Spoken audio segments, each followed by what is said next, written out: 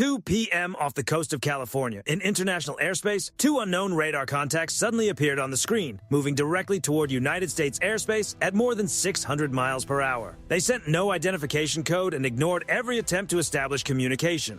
This was not a random approach. It looked like a carefully planned test, designed to measure where the line was drawn and how quickly one of the most advanced aerial security networks in the world could react. With less than 15 minutes before the contacts could reach the coastline, one question mattered most. Would the multi-billion-dollar interception system reveal even the smallest weakness? The waters off Southern California are far from ordinary. This region is the familiar operating ground and major training area of the U.S. Pacific Fleet.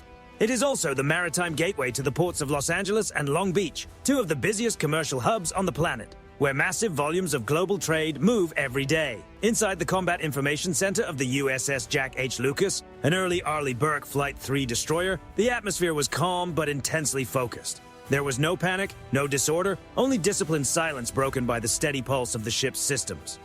At 2:05 p.m., two unfamiliar radar returns appeared on the main display. In that moment, they became the only thing that mattered. Two unidentified contacts on radar, Vector 090. Speed, 600 knots, distance, 190 miles, no identification code, no response to communication. They are entering the Air Defense Identification Zone. The presence of a modern Flight 3 warship in this area was exactly why the two unmanned aircraft had appeared. Their mission was not to cause damage. Their purpose was far more calculated, to collect high-level electronic intelligence. By flying a precisely planned route, the opposing side could pressure the Jack H. Lucas into bringing its full defensive network online. Almost instantly, the Aegis Baseline 10 combat system began processing the incoming data. The SPY-6 radar fixed on both contacts, measuring their distance, speed, altitude, and radar signature with extreme precision. In fractions of a second, Aegis calculated the best interception path, assessed the level of concern, and selected the appropriate response. The defensive sequence was now in motion. A calm voice came through Teo's headset from the ship's captain. Teo, Bridge Command Center. You have tactical control. Rules of engagement are clear. Activate defensive protocols. You are authorized to engage if necessary. At 2:07 p.m., the first layer of the ship's multi-level defense system came into play. It was not a close-range measure. It was the Standard Missile-6, America's supersonic interceptor, capable of reaching speeds up to Mach 3.5. Teo marked the lead contact. Engage Target 1 with SM-6.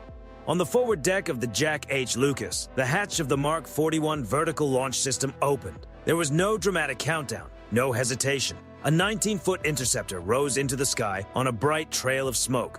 The SM-6 is more than just an interceptor. It is a piece of advanced engineering, guided not toward where the contact is, but toward the exact point in the sky where Aegis calculates it will be next. As the distance closed, the SM-6 shifted into its final phase. Its onboard active radar came alive, and from that moment, it no longer needed constant guidance from the ship.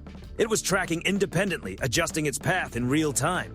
The unmanned aircraft had no visible indication of what was closing in. No warning tone, no obvious signal, no clear sign that an interceptor moving at more than 3 times the speed of sound was approaching.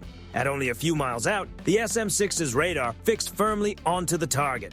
Seconds later, it reached the drone and the contact disappeared in a powerful mid-air intercept. Inside the Combat Information Center, the red symbol representing the drone flickered once on the display, then vanished.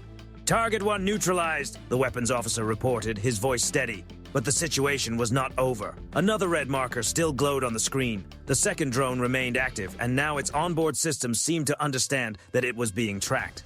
It suddenly changed course, dropped altitude, and began a series of evasive maneuvers. It had already moved beyond the most effective engagement zone of the SM-6, so the responsibility shifted instantly to the next layer of the ship's defense network. Now the SM-2 would take over.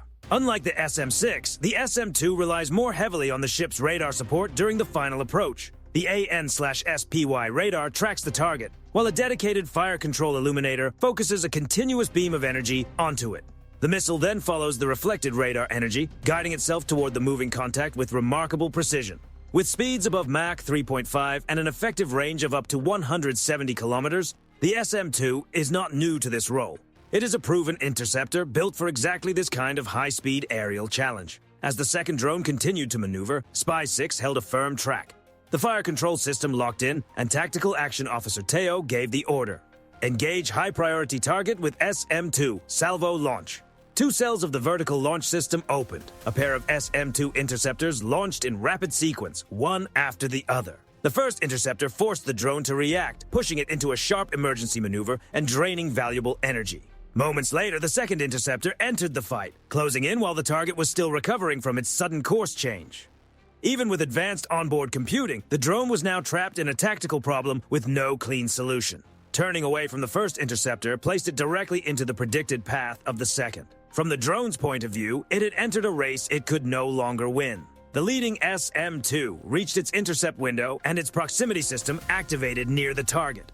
A fraction of a second later, the second SM-2 passed through the expanding debris field and completed the engagement.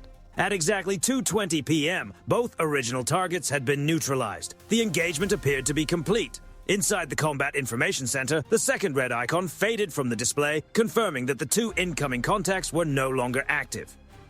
Then, without warning, the silence broke.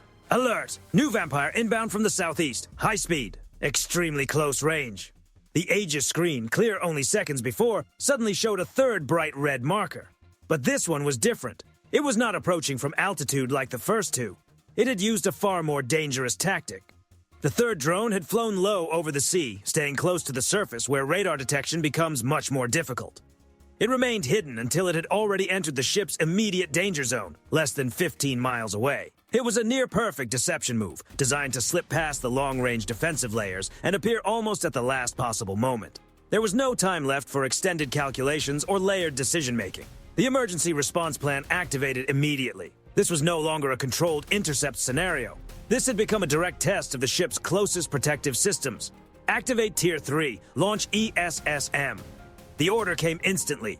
From the vertical launch system, this time it was not the larger SM-2 interceptors that rose into the sky. Instead, 4 enhanced Sea Sparrow missiles launched in rapid sequence, cutting upward before turning sharply toward the incoming threat. Within seconds, the ESSMs accelerated to tremendous speed, closing from multiple angles. The third drone, despite its agility, struggled against 4 interceptors converging at once, each guided by advanced tracking systems. But this target proved more resilient than expected. One ESSM detonated close enough to damage the drone and throw it off balance, but the aircraft continued forward on momentum. It was no longer fully controlled, but it was still moving toward the ship. It had passed through the third defensive layer. Now only the final barrier remained. Layer 4. The close-in weapon system, known as CIWS. This was the ship's last protective wall, an independent system equipped with its own search radar, tracking radar, and a 20mm M61 Vulcan rotary cannon, the same family of cannon used on fighter aircraft. At this range, there was no need for human reaction inside the Combat Information Center. The CIWS had already been set to automatic mode. Its Ku-band radar detected the incoming object, tracked its path, and made the decision in fractions of a second. Then the system came alive. The cannon's mechanical roar filled the air as thousands of tungsten rounds per minute formed a dense defensive curtain between the ship and the incoming drone. The damaged aircraft, now little more than a fast-moving piece of metal, was broken apart just a few hundred meters from the ship's side. The remaining fragments fell into the sea. The final steel wall had done exactly what it was designed to do. Nothing passed through. Back in the real world, inside the Combat Information Center of the USS Jack H. Lucas, the screens remained clear. 4 layers of defense stood ready, but in the original engagement, only 2 had been needed. From the first detection to the neutralization of the second target, the entire sequence lasted less than 5 minutes. 2 advanced, fast-moving threats had been identified, tracked, and removed from the equation with cold precision. It was not chaos. It was not a cinematic duel. It was a controlled defensive operation, carried out with the accuracy of a machine and the discipline of a crew trained for exactly this moment.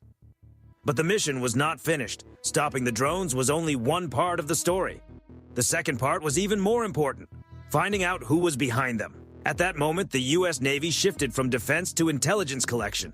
Before the drones were taken out of the sky, they were almost certainly sending information back to their operators. Telemetry, radar observations, system status, and other electronic data were likely moving through the air in real time. That was where the electronic warfare systems came into play. The AN/SLQ-32 V7 system, known as SE Whip Block 3, is designed to detect, classify, and locate suspicious signal sources. During the final moments of the encounter, it captured the last electronic transmissions coming from the drones. Now the work moved to specialists. Electronic warfare teams and intelligence analysts began studying every detail of the intercepted signals. They examined the frequencies, modulation patterns, encoding methods, and transmission behavior. They were looking for a fingerprint, a unique electronic signature that could reveal the technology, origin, or possible sponsor behind the operation. The collected data would be sent through secure satellite channels to the National Security Agency and the Office of Naval Intelligence. There, the electronic traces left behind by the drones would be examined in detail until their source could be identified. The drones had delivered a message by appearing near U.S. airspace. But now, a stronger message was being prepared in return. Neutralizing the drones was a tactical response. Capturing and analyzing their data was a strategic one. It sent a clear signal to whoever planned the mission. Your technology can be stopped, your methods can be studied, and your origin can be traced. You may try to operate unseen, but you will leave evidence behind. By 2:30 p.m., the operation had ended, and the Pacific once again appeared calm. For the crew of the USS H. Lucas, this was not a moment of celebration. It was confirmation that their training, systems, and discipline had worked exactly as intended. There had been no hesitation, no confusion, and no unnecessary drama. Only calm professionalism and a task completed with precision. What began as a calculated provocation had been turned into a full demonstration of capability. The message to any potential rival was simple. Think carefully. If you test this system, you may not get the result you expect. You may be stopped, identified, and studied before you ever understand what went wrong. And for the crew, it was simply another exercise in readiness. That day, off the coast of California, there was no public crisis, no dramatic announcement, and no headline-making confrontation. Instead, a quiet but powerful statement was made through radar screens, electronic signals, and precision interception. It was a statement about sovereignty, readiness, and the determination to protect both. The lesson of 2025 was clear. In the modern era of asymmetric tactics and advanced technology, information moves faster than deception. Precision, integration, and rapid decision-making can overcome even the most carefully designed approach. The outcome was not decided by interceptors alone. It was decided by the entire network behind them. The radars, sensors, combat systems, communication links, analysts, and trained professionals who turned separate tools into one coordinated shield. It was a success for advanced machines, but also for the steady hands and focused minds operating them. Credit belongs to the crew of DDG-125. Their vigilance and skill transformed one of the most complex modern naval platforms into a nearly impenetrable protective barrier. For the outside world, it may have looked like a hidden moment in a much larger strategic game. For them, it was just another day on duty.